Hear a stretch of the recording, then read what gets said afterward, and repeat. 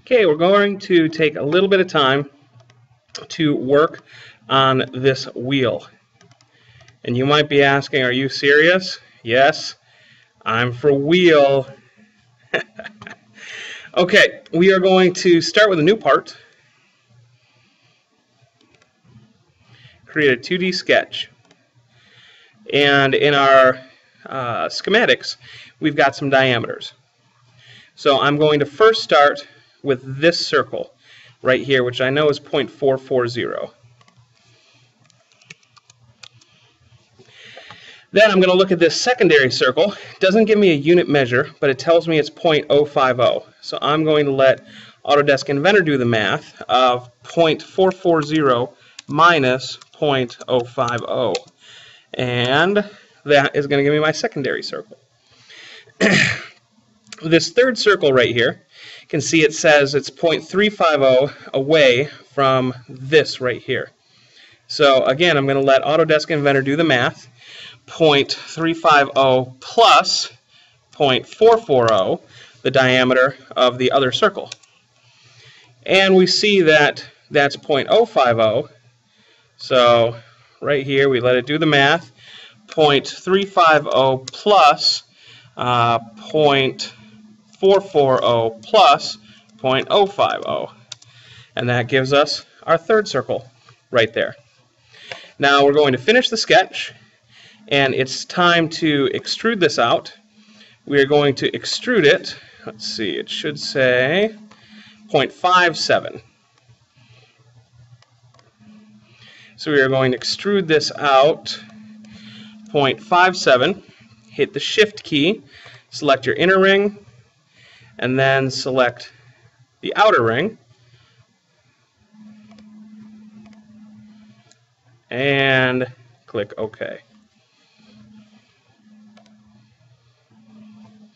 So at this point, we've got our pieces extruded.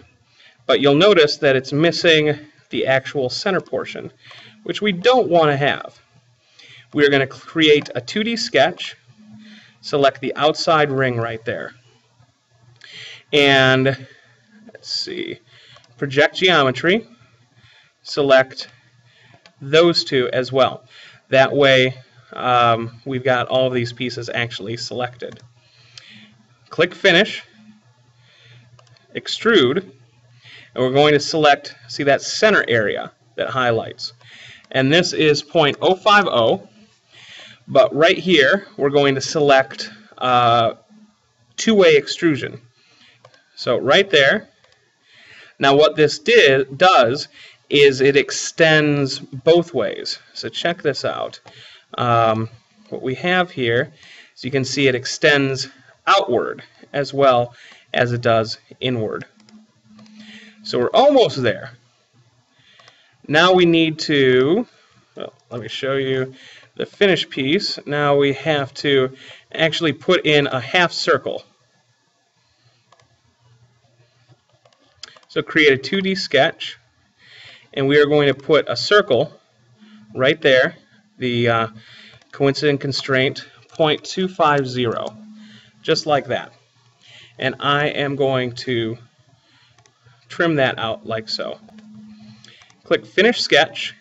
Then I am going to extrude that, this piece right here, cut that in right there. So that is now missing.